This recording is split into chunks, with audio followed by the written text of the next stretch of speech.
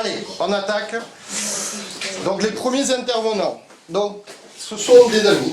Voilà, ça fait, je dois l'avouer, un petit moment que l'on réfléchit, que l'on étudie à la possibilité de travailler ensemble sur un système de partenariat gagnant-gagnant, avec toujours l'idée, l'objectif de partager des connaissances, des compétences, et puis bien sûr nos clients. Voilà.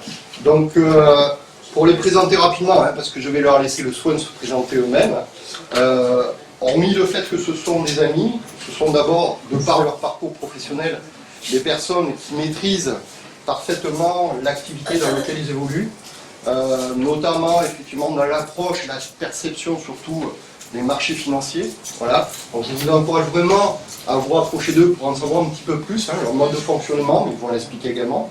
Et puis, c'est des personnes que j'apprécie beaucoup parce que ce sont des amis, je ne suis pas très objectif, en même temps, qui ont un grand sens de l'écoute, qui savent effectivement analyser, il y a une capacité d'analyse et d'écoute, je dirais, en matière d'accompagnement de leurs clients.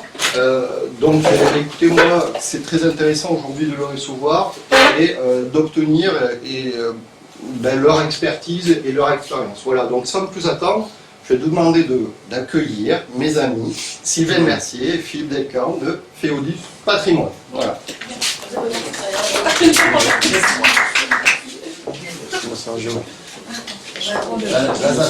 Je change. Alors, attends, bougez pas. C'est celui-là. Voilà. Ouais, c'est ça. Alors, je veux partir du début. Ouais, il paraît que ça filme. Mais je pense que je vais le péter avant la fin de la bâtiment. Donc déjà, un grand merci à toi Serge et à toi Franck aussi de nous accueillir aujourd'hui. Et merci à vous tous aussi de nous accueillir ce matin. Donc on va vous présenter en effet le partenariat Calimo-Féodus. Et c'est un partenariat pour offrir plus à nos clients respectifs, donc les vôtres et les nôtres. Alors le programme, on va d'abord se présenter, en plus de ce qu'a déjà dit Serge sur nous. On va vous présenter aussi notre structure Féodus Patrimoine, et ensuite on va vous présenter notre projet de partenariat. Alors, on commence par les femmes. Donc, je suis donc Sylvain Mercier, de formation je suis ingénieure centrale Nantes plus précisément. J'ai été dans la filière génie civil. Il y avait des options en fait dans l'école. Et ce qui m'a amené à avoir un cursus BTP, bâtiment et travaux publics. Donc j'ai été à la fois aux travaux, donc j'ai construit des zones de logement, j'ai construit des ponts dans ma carrière. Ensuite j'ai bossé à la qualité, au management et à la formation. Donc j'ai aussi créé des services de formation en interne pour former les personnes qui étaient sur le terrain toute la journée. Et j'ai fait ça dans deux grands groupes, WIG et Sobeca. Ensuite, je suis passée formatrice, toujours dans le BTP, donc pour former sur un logiciel pour faire des devis, dans deux structures différentes, des structures auxquelles je peux apporter encore un coup de main aujourd'hui en tant que freelance. Et puis maintenant, conseillère en gestion de patrimoine au sein du groupe Féodus, donc en indépendante comme vous tous aujourd'hui. Et le sens que je donne aujourd'hui à mon métier de conseillère en gestion de patrimoine, c'est vraiment de permettre à chacun de mes clients, qu'ils soient particuliers ou professionnels, de se créer beaucoup plus de liberté, donc d'avoir beaucoup plus de choix dans leur vie et d'augmenter aussi leur niveau de sécurité au quotidien et celui de leur famille. C'est ça le sens que je donne à mon métier de gestion. Pour moi, il est très simple, c'est une gestion de ligne.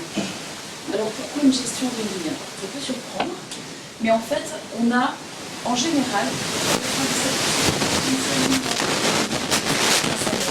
ou des commissions, mais une seule activité. Et on a une multiplicité de lignes de dépenses. Les courses, la voiture, les assurances, les loyers, les enfants. Donc il y a un très très grand déséquilibre entre la ligne qui vient nourrir les entrées et toutes les lignes de dépenses. Donc mon job à moi, c'est d'aider mes clients à créer de nouvelles lignes d'entrée de ressources et d'optimiser toutes les lignes de sortie.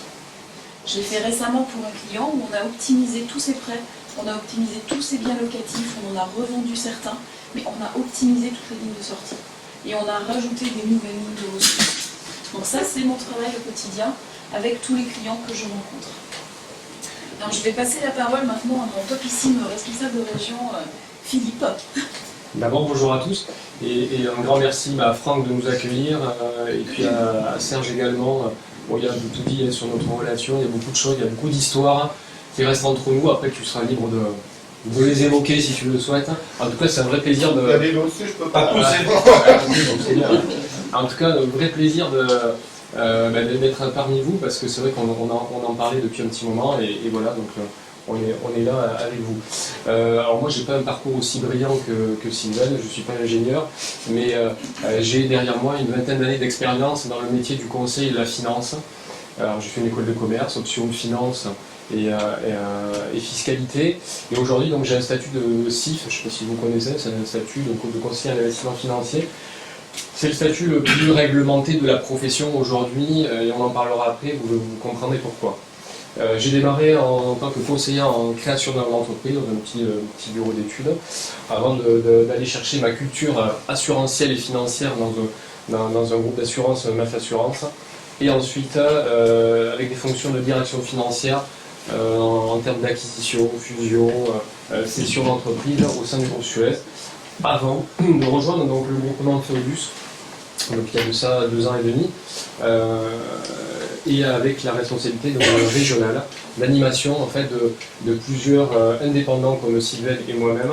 Alors, donc, il faut savoir que sur Nouvelle-Aquitaine, nous sommes 5 au total, 4 sur Bordeaux, la région bordelaise et 1 personne sur Agen.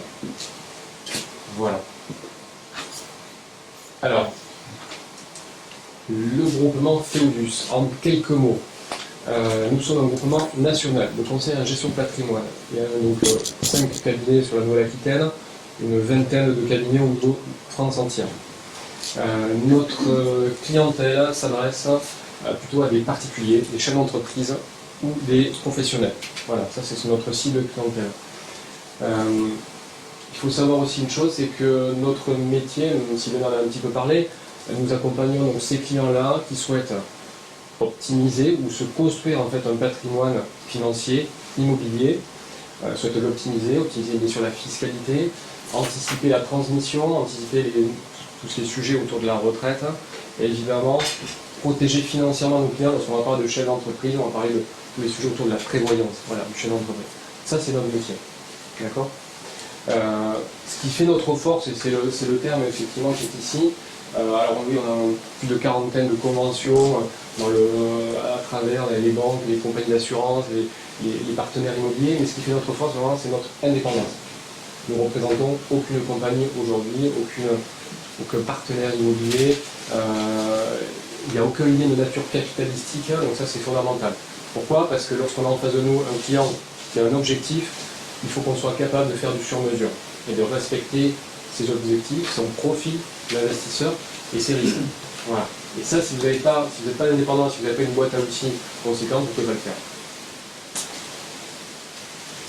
Alors si je reviens sur la structure, donc, on a une vingtaine de cabinets en France et puis il y a une maison mère qui est au-dessus de nous. La maison mère est représentée par 2 associés, Frédéric Père qui est un ancien fondé de pouvoir chez Rothschild AM, ancien président de société de gestion en fait, son métier et sa passion aussi, hein, de confirmer, c'est vraiment de conseiller les gestionnaires de patrimoine sur les allocations d'actifs. C'est un vrai financier. L'autre associé, c'est David Maurice, c'est lui qui est basé à Montauban. C'est un ancien responsable de contrôle interne de chez HSBC, France et Moyen-Orient. 2 financiers à la tête du groupe. C'est une vraie volonté.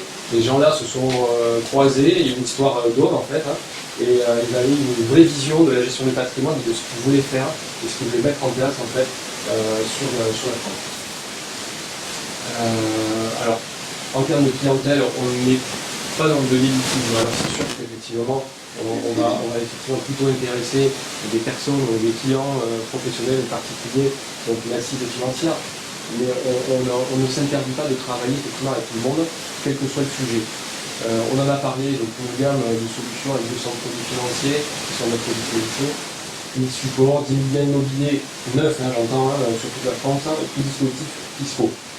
Voilà, on revient sur la notion de sur-mesure qui est très très importante pour nous. Notre objectif c'est objectif, justement, en face de notre client. Voilà.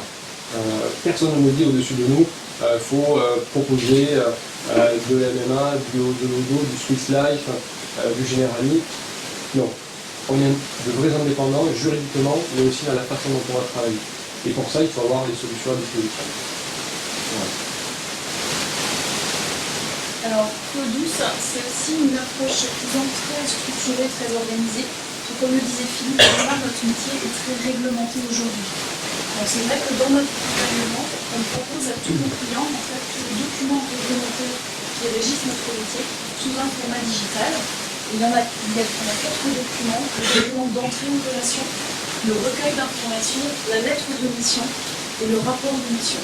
Et en fait, excusez-moi, ces 4 documents en fait jalonnent les différentes étapes de notre relation client. Donc à chaque instant, chaque client sait où on est, où on va aller et comment ça va se passer pour aller là où on veut aller. Donc toutes les conditions sont explicitées au travers des différents documents de la relation client. Après, ce que j'aime aussi dire à mes clients, c'est qu'on a une relation dans la continuité, c'est-à-dire que quand on démarre et qu'on met en place ensemble des solutions, on se paxe. Voilà, je suis paxée à beaucoup d'endroits aujourd'hui, mais ça ne peut pas tout dans mon compte, tout va bien. Et parce qu'en fait, on a des clients en effet à déterminer au départ, à partir de leurs objectifs, les meilleures solutions en rapport avec leurs enjeux, mais on accompagne aussi tous les clients sur le suivi de toutes ces solutions et qu'elles restent pérennes dans le temps. Et puis on est soumis aussi, comme les avocats, comme les experts comptables, comme les notaires, au secret professionnel. Voilà, on ne s'y attend pas forcément pour un gestionnaire de patrimoine, mais on est tenu nous aussi au secret professionnel pour nos clients. Quand on va parler de confidentialité, même de défaut de conseil, on parle de pénal. Voilà. C'est aussi la raison pour laquelle il est nécessaire d'être un vrai indépendant lorsqu'on a ce statut de conseiller en investissement financier. Tout à fait. Et ensuite, donc, Feodus, c'est aussi une approche globale, donc versus une simple approche produit, dont Philippe vous parlait aussi tout à l'heure. Et on va vraiment couvrir tous les domaines et conseiller notre client à 360 degrés sur tout ce qui le concerne. Donc ça, j'y reviendrai tout à l'heure aussi. Et on travaille avec d'autres types de partenaires, d'autres experts chacun dans leur métier. Donc on a des partenariats avec des experts comptables, avec des agents immobiliers, avec des notaires, avec des courtiers, avec des avocats. Voilà, je crois que j'ai passé à peu près toute la palette. Mais on va chercher aussi d'autres compétences quand la nôtre n'est pas suffisante. Parce que chacun son métier et on va vraiment chercher des informations. C'est ce que j'ai fait la semaine dernière. J'avais un client à conseiller par rapport à des investissements immobiliers, mais vraiment pas en défisque ni quoi que ce soit. J'ai appelé Serge et il m'a fait part de son expertise qui m'a permis moi de conseiller mon client et de ramener un client chez Kevin. Ensuite, donc les différents domaines sur lesquels on travaille, c'est l'épargne financière. Donc l'épargne financière, c'est avoir des liquidités et c'est vraiment choisir en fonction des objectifs, des enjeux de chacun, la meilleure solution parce qu'on a différentes enveloppes pour faire de l'épargne financière. Donc notre conseil va commencer là, sur le choix d'une enveloppe. Ensuite, on peut faire aussi de l'épargne financière à des fins d'optimisation, pour défiscaliser également, pour préparer la retraite, pour envisager des situations futures. Par exemple, j'ai un enfant, il a 8-10 ans, et je me dis, dans quelques années, il va falloir que je paye des études. Donc je vais anticiper, je vais préparer de l'épargne pour ce projet-là. Voilà, ça c'est un exemple de préparation d'épargne financière. Il y en a beaucoup d'autres, mais vraiment on s'adapte en fait à chacun et on va choisir le meilleur support pour répondre aux besoins de chacun. Ensuite, on va parler de placement immobilier aussi pour nos clients. Donc pour investir dans du locatif et que ce soit avec ou sans défiscalisation. Et là, ce qu'on va conseiller vraiment à nos clients, c'est on les conseille pour acheter un bien immobilier. La cerise sur le gâteau, c'est la défiscalisation. Donc on va vraiment regarder la qualité du bien et il est hors de question pour nous d'amener à nos clients des biens qui soient surcotés. Donc voilà où on amène aussi du conseil à nos clients, c'est en choisissant les bons biens pour eux. On parle aussi de prévoyance à nos clients, donc c'est comment renforcer votre protection. en supplément en fait des régimes que l'on connaît et qui sont obligatoires. Et c'est vraiment pour se protéger soi et pour pouvoir protéger ses proches par rapport à tous les aléas de la vie. Et on intervient également sur la retraite pour permettre à chaque personne d'anticiper sa retraite et de la préparer. On va être en moyenne, c'est les chiffres qui sont donnés aujourd'hui, 26 ans à la retraite. Donc c'est comment arriver à financer ces 26 ans à la retraite, puisqu'on sait qu'on va perdre énormément par rapport aux revenus qu'on a aujourd'hui quand on va être à la retraite. C'est un grand débat en ce moment en France. Pour moi, une des réalités, c'est qu'on n'aura quasiment rien quand on va être à la retraite. Et on va l'être plus de 26 ans, parce que ça va augmenter encore, hein, le 26 ans, d'ici qu'on arrive à la retraite, nous. Donc il y a vraiment beaucoup de choses à faire pour anticiper la retraite. Et là, aujourd'hui, ce qu'on peut constater en France, c'est qu'il y a beaucoup de gens qui subissent la retraite à cause de la perte de revenus et le coût de la vie qui continue à augmenter. Donc c'est est-ce qu'on choisit de survivre une fois qu'on sera à la retraite ou est-ce qu'on la prépare et on continue à vivre dans le confort et on conserve sa sécurité et sa liberté, qui sont les deux éléments au départ du sens que je donne à mon travail auprès de mes clients. Donc voilà pour la retraite. Alors il y a aussi des régimes fiscaux qui aident à préparer la retraite. Et finances d'entreprise. Donc on a vu effectivement le volet épargne financière, immobilière, prévoyance, retraite. Un dernier volet que l'on sait traiter, c'est l'accompagnement de chefs d'entreprise dans le cadre, par exemple, de levée de fonds. Des projets d'entreprise comme on a actuellement notamment sur Bordeaux, un chef d'entreprise qui souhaite se développer et qui souhaite faire rentrer dans son capital de nouveaux partenaires. Donc voilà, là on sait intervenir également sur tout ce qui est private equity, c'est tout ce qui va être en fait financement de sociétés non cotées, des investisseurs qui veulent aller sur des marchés plutôt risqués, plutôt type PME, et qui souhaitent encourager et développer ce genre d'initiative. Voilà, levée de capitaux, optimisation, structuration, c'est pareil. On ne se contente pas simplement d'aller chercher un partenaire pour faire des levées de fonds, on va étudier aussi la structure juridique de l'entreprise et voir s'il n'y a pas des leviers d'optimisation en termes de structuration, d'optimisation fiscale, successorale, parce que ça fait partie aussi de notre approche qui est totalement globale. Voilà, puisque le patrimoine du chef d'entreprise est étroitement lié avec son patrimoine privé, bien sûr. Alors voilà un schéma sur notre approche globale, en fait, donc comment on travaille aujourd'hui avec nos clients. C'est un peu comme au départ de ma carrière quand je construisais des ponts. J'avais besoin de savoir jusqu'à quel point j'avais allé avec le pont et d'où je partais, le nombre de piliers que j'avais à mettre pour pouvoir soutenir le pont, sur quels éléments je pouvais compter. L'approche globale avec les clients, c'est exactement la même chose. On va regarder la sphère privée, la sphère professionnelle, parce que les deux vont intervenir dans le bilan que l'on va faire, et on va regarder tous les objectifs et tous les enjeux. Donc on va vraiment faire un audit patrimonial à 360 degrés, on va balayer tous les sujets de la personne. Et à partir de là, on va conseiller aussi dans une approche globale, puisqu'on va aller travailler l'épargne financière, la transmission, la succession, la retraite, les investissements immobiliers. Donc là aussi, on aura un regard à 360 degrés sur toutes les solutions qui pourraient être proposées à notre client. Donc ça, c'est vraiment notre ADN aujourd'hui sur notre façon de travailler avec le client.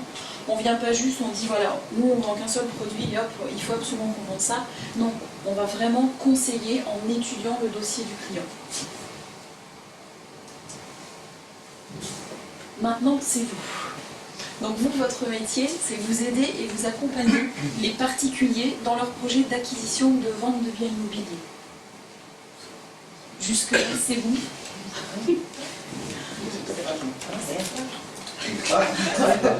Oui, c'est ça. Ouais, j'ai un petit peu préparé avec lui. Vous avez constaté. Il y a une inspiration Serge dans la présentation. Et en fait, ce que vous souhaitez aujourd'hui, c'est de différencier. Puisque votre objectif principal, c'est d'obtenir des mandats en exclusivité. Alors, comment vous faites la différence aujourd'hui sur le terrain? Vous faites la différence par le lien que vous créez, que vous entretenez avec vos clients. Faites également la différence par les conseils supplémentaires que vous pouvez apporter à vos clients, par les services plus que vous apportez à vos clients. En effet, Serge m'a raconté tous les services que vous pouviez apporter pour vous permettre d'avoir les mandats en exclusivité.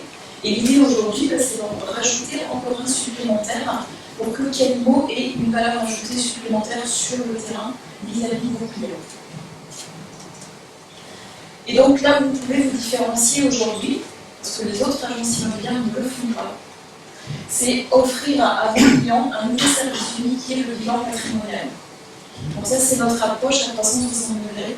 Donc on peut aller voir, nous, vos clients, en offrant un bilan patrimonial. Donc, je laisse Philippe... Si elle a développé le bilan patrimonial, de quoi il est constitué, comme on l'a dit, on a une approche globale. On a quelque chose, mais on va présenter, c'est pas on va d'abord commencer par l'anesthésie en fait, de la personne pour étudier effectivement son cadre familial. Ça, c'est fondamental. Moi, souvent, on m'appelle, on me dit je veux défiscaliser, j'ai 50 000 € à placer, très bien. Mais d'abord, moi, si je ne vous connais pas, je ne vais pas pouvoir vous conseiller. Moi, on peut venir me voir avec 3 millions € à placer. Si je ne sais pas qui vous êtes là, si je ne connais pas votre projet de vie, votre structure familiale, je ne vais pas vous conseiller parce qu'il y a tellement de choses. Donc, première étape, c'est le bilan familial. Voilà. Et structure familiale. Après, évidemment, on va aborder les aspects patrimoniaux, fiscaux, retraite, successoraux.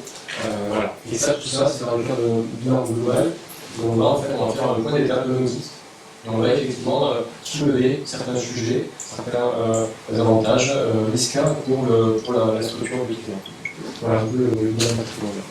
Quel est le profil type du client pour le 5 000 € patrimonial? Je suppose que chaque fois que les négos vont partir en recherche de mandat, pas s'appuyer sur le bilan patrimonial systématiquement. D'accord, donc le profil type, vous l'avez décrit, chef d'entreprise tout à l'heure, ou les gens qui ont des biens. Oui, voilà, c'est ça. Décrivez un peu le profil, parce que c'est important qu'on puisse faire la relation entre le bilan patrimonial et le profil du client.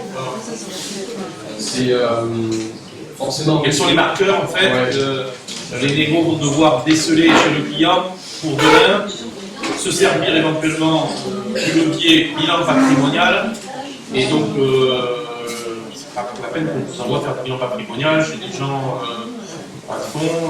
une maison on vend parce qu'on divorce ou qu'on n'arrive pas à payer les traites, etc. Voilà. C'est vraiment de figer le cadre. Le cadre, c'est ça, il est large, mais de manière générale, c'est les clients qui ont du patrimoine déjà à disposition, soit de l'immobilier, soit du financier. Ce qui peut être intéressant aussi, c'est tout ce qui est famille recomposée. Souvent, là on voit à 99%, on découvre des structures familiales pas forcément adaptées aux souhaits et aux objectifs de nos clients. Donc voilà, il y a ça, avec une certaine assise financière, oui, évidemment. Quelqu'un avec de l'endettement, une structure d'endettement plus ou moins importante. Et voilà, les problématiques de fiscalité, ça va être ça. Par exemple, c'est quelqu'un qui va vendre un bien avec vous et qui va se poser la question, après je fais quoi? Voilà, j'ai vendu ma résidence secondaire, quelles sont les perspectives, les autres, enfin, voilà, qu'est-ce que je peux faire avec ce capital-là par rapport à mes objectifs? Voilà, c'est un peu ça aussi. C'est vrai que c'est assez large, mais c'est tout simplement, voilà, est-ce que vous posez la question, est-ce que vous avez quelqu'un, si vous avez en fait de vous quelqu'un, est-ce que vous avez fait un point d'étape sur votre patrimoine, si vous avez identifié un patrimoine relativement important, sur votre fiscalité, sur votre transmission, vous avez des enfants, voilà. Comment vous voyez la retraite, c'est un peu tous ces sujets-là qu'il faut savoir détecter, et ça, par la suite, on peut aussi vous accompagner pour vous donner des clés un peu plus précises, mais globalement, voilà. C'est un peu le cadre qui va nous intéresser chez l'entreprise, évidemment. Parce que là, on parle effectivement de patrimoine professionnel et privé, qui sont étroitement liés. Ça veut dire que dans le discours, c'est à la découverte qu'on va essayer d'orienter un petit peu ces questions, pour en savoir un petit peu plus. de pouvoir ou pas s'appuyer sur le bilan patrimonial. Donc c'est au niveau de la découverte. On insiste parce que chaque fois on reparle des mêmes choses. La découverte, c'est super important. D'accord? Faut aller au-delà de la prise de mandat. Ça va au-delà de ça.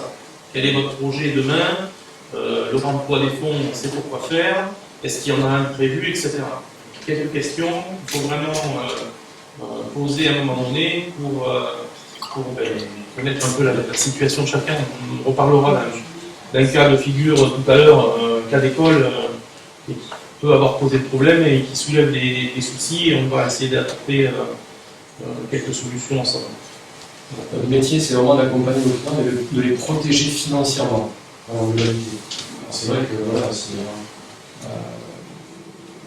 on n'a pas de patrimoine, dans une maison, sa résidence principale pour en racheter une autre, le bilan patrimonial, il n'a pas forcément de sens. D'accord? Le sujet est très simple. On ne le fait pas nous systématiquement lorsqu'on rentre en relation avec des clients, on ne le fait pas systématiquement. On le fait lorsque le sujet est un peu complexe, parce qu'il y a de la famille, des enfants, des problématiques de succession, de transmission, un patrimoine conséquent, voilà, c'est tout ça. Donc, là où il y aura l'intérêt de protéger nos clients financièrement. Tout à fait. Dans le genre de questions à poser, c'est en effet, c'est quel est l'époque de la fiscalité aujourd'hui pour vous? Comment vous prévoyez si vous identifiez qu'ils ont des enfants, c'est comment vous anticipez en effet le financement des études de vos enfants? C'est des choses que vous pouvez noter éventuellement. Je peux envoyer les questions par mail aussi. Ça peut être intéressant quand même. S'il y a quelques axes, ça peut être intéressant quand même de les connaître, sachant qu'on n'est pas là pour se soustraire à votre travail et à votre métier. C'est juste identifier. On est d'accord. L'identification, on sent que, à la découverte, sans aller trop loin, parce que de toute façon on n'aura pas les compétences, mais c'est vraiment de déceler le client qui aura besoin de ce service. Toujours dans l'idée de la notion de fidélisation. L'accompagnement, Fidélisation, c'est toujours dans ce sens-là. Voilà, ça vous permet de rester en lien avec le client, puisque quoi qu'on fasse avec lui, on vous tiendra au courant aussi. Donc vous pourrez le rappeler pour voir si tout se passe bien, pour voir s'il est satisfait. Donc ça fait une occasion supplémentaire en fait de rentrer en lien avec lui à nouveau et de maintenir la relation en temps, de passer avec lui, comme je le fais avec les liens, pour vraiment les accompagner dans le temps. Et en effet, sur ce que je vois beaucoup aussi, c'est sur les âges de 40, 50, 55 ans, les gens commencent à se questionner sur la transmission. Comment je peux transmettre, comment je peux anticiper pour ne pas être taxé à fond par l'État pour transmettre à mes enfants. Et en effet, ça plus on commence, plus c'est intéressant pour transmettre à ses enfants et éviter une partie de la taxe. Donc c'est aussi des fois des âges charnières où il y a des questions plus spécifiques à poser. En effet, quand ils revendent un bien, c'est comment vous allez optimiser vos liquidités, à quoi elles vont vous servir. Est-ce que c'est pour anticiper pour plus tard ou est-ce que c'est pour utiliser de suite pour un autre projet? Donc voilà le genre de questions à poser à vos clients dans votre découverte pour déceler le besoin en termes de gestion patrimoniale. Et en effet, comme a dit Philippe, comment vous pensez préparer votre retraite? Je sais que c'est pas un sujet de l'actualité aujourd'hui, mais on peut quand même poser la question. C'est un sujet qui peut fâcher, mais on peut poser la question tout simple de comment vous envisagez de préparer votre retraite. Comment vous voyez les choses, vous, aujourd'hui? Donc voilà tous les sujets sur lesquels vous pouvez les questionner et venir auprès d'eux. Des sujets encore plus proches de vous, c'est lorsque vous avez des clients qui achètent une maison. Monsieur, madame, est-ce que vous avez, par rapport à votre structure familiale, est-ce que vous avez imaginé ce qui peut se passer si monsieur ou madame décède? Voilà. Quelles sont les conséquences? Est-ce que vous avez des enfants, peut-être des enfants de votre union? Quelles seraient les conséquences? Voilà. Est-ce que vous y avez pensé? Voilà. Tout simplement, c'est ce genre de questions-là qu'il faut essayer de soulever.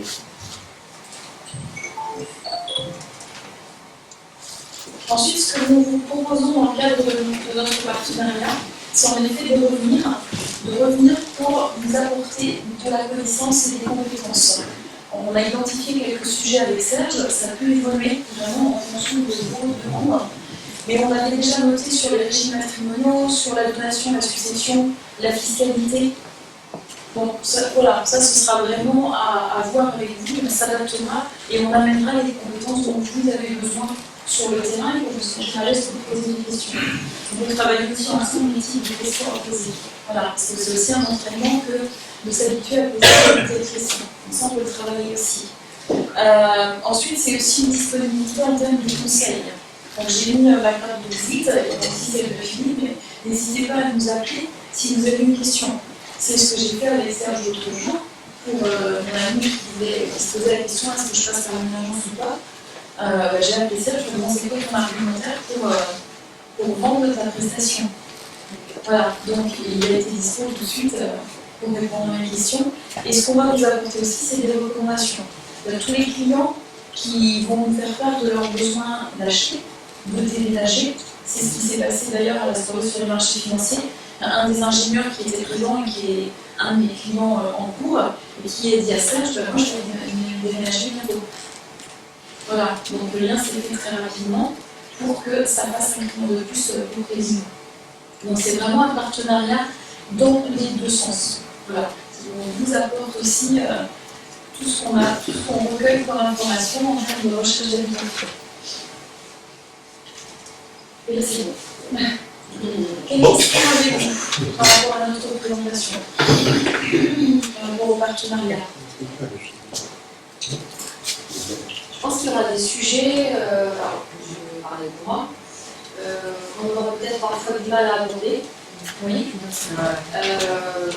Par rapport au décès. Alors on peut en parler, hein. Je vais parler de généralité, ça peut nous arriver d'en parler dans certains cas, mais ça c'est de l'ordre du notaire, j'ai envie de dire davantage. On ne va pas s'éterniser en fait dessus. Si monsieur ou madame décède, peut-être ça, et également, vous le disiez tout à l'heure, je ne sais plus longtemps, voilà, par rapport à qu'est-ce que vous prévoyez pour moyen terme par rapport aux études. Bon, on n'est pas trop amené à en parler. Aujourd'hui, hein. Parce qu'on n'a pas les bases pour en parler, on n'en a jamais parlé. Ça peut arriver, mais c'est rare. Parce que c'est. Il y a des gens qui vont confier. On va pas avoir d'échanges, il y a des gens qui vont se confier, et ça peut venir dans la conversation. On ne peut pas Après, plus s'entraîner là-dessus, en fait. Un achat des parents, ça peut arriver souvent, un achat des parents qui ont vendu dans une région X qui se rapproche des enfants. Et sur ce dernier achat, c'est peut-être se poser la question, plutôt que d'acheter en nom propre, c'est peut-être de monter une SCI derrière et de mettre des enfants dedans. Alors dans le cadre des SCI, oui. Non, c'est pas dans le cadre de SCI, c'est dans le cadre de transmettre. Les parents qui ont 70 balais, qui ont vendu dans une autre région, qui se rapprochent des enfants, des petits-enfants, quand ils vont venir ici, au lieu d'acheter en nom propre, ça peut être... La division... Non, ça peut être de monter une SCI et de mettre les enfants dedans, en vue de la transmission. Mais après, c'est ce qu'elle dit, c'est qu'on l'a jamais travaillé. Du coup, ça pourrait être bien à travailler au niveau des questions, tout ça, nous apprendre comment on peut être amené. Il y a celui-ci, c'est vrai que la question de laisser... C'est difficile d'aller dessus parce que ça peut gêner les questions un peu plus pointues et techniques auxquelles on ne saura pas répondre. Par contre, le principe de conseiller quelqu'un en disant ben oui, c'est peut-être intéressant de faire l'étude patrimoniale parce que vous avez un certain âge aujourd'hui et que est-ce que vous avez déjà pensé à la transmission? Ah ben non. Donc là, étude patrimoniale, ils arrivent avec du cash avec 400 000 €. Est-ce que ça ne serait pas intéressant pour vous de monter une SCI dans laquelle vous allez mettre